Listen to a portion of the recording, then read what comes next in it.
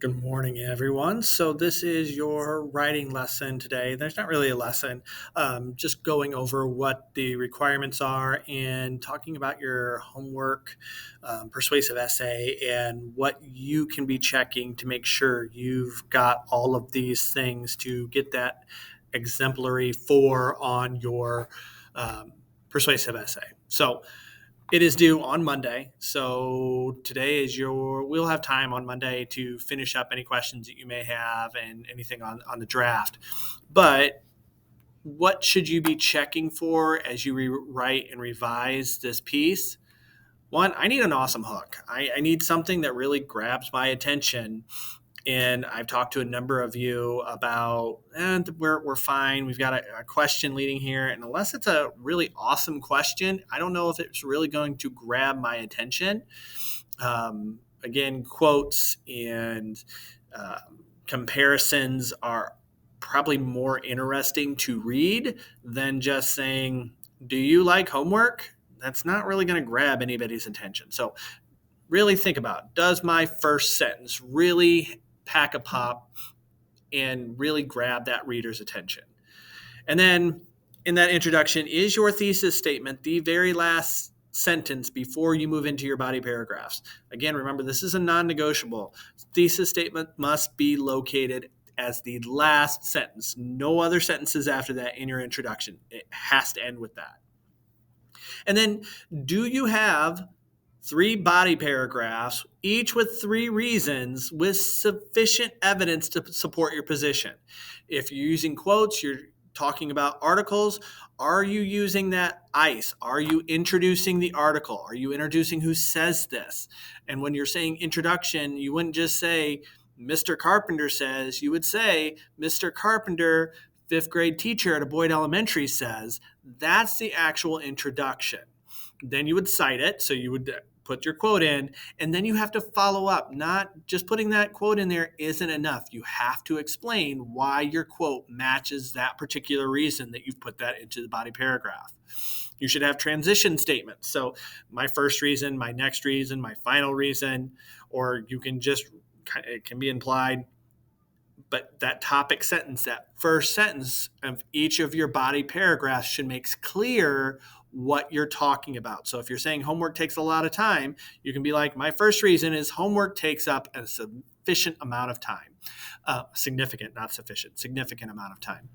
That should be the statement. You can take out my first reason is and say the same thing. Homework takes up significant amounts of time, and then move through the rest of that paragraph, and everything in that paragraph should be aimed at homework takes up lots of time, with one exception, is the counterclaim. Your paper must have a counterclaim. It can be its own paragraph, or it can be embedded in one of the paragraphs. Remember, that counterclaim is you're acknowledging the other side. Some skeptics might say, some may think, but most of your counterclaim actually should be a rebuttal. You're saying, yeah, but that may be true, but these things are also true, and they are more important to this topic than just what the skeptic thinks. So you're spending more time saying, yeah, but, than arguing for the other side of the argument. And then the last thing is your conclusion. It should start with a restatement of your thesis. Again, non-negotiable. The first sentence should be a restatement of your thesis. And then you're ending your paper with a bang. Again, you're making a call to action here. You're saying, stop giving homework or start giving homework. It needs to be strong. It needs to have just as much pop as that introduction has. And if you used something in the introduction, you used a comparison, that comparison should also be in your conclusion. So you have that nice circular beginning and end. If you've got all that, had somebody else look at it and read it and says, yep, you've got that, then you can move on to the activity I have. It is going to be the I am thankful for. These are under the television. There's enough copies for you to have 2. Write a letter to someone that you're thankful for. Make sure that they know why you feel that way. Tell them all the things that they do in your life that makes your life better and how you appreciate that.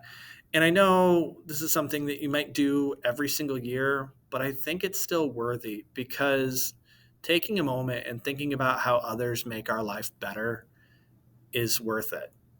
You make my life better. I enjoy coming to school every day because I know I have a group of kids that are fun, that are ready to learn, that are willing to take feedback, that just want to joke with me and mostly enjoy my jokes.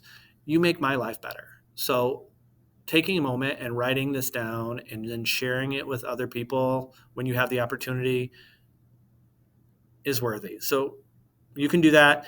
If you really, really don't want to do that, we do this every year. I don't want to do that. You may free write, but this room needs to be quiet. You need to be silent. The sub knows what the expectation is. If you have any questions, you can email me through Canvas. I don't know how much time I'm going to have while we're in that conference.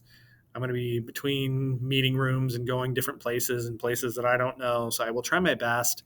But I will do my best to respond today if I have a chance. But otherwise, I will see you on Monday. Thanks, everyone.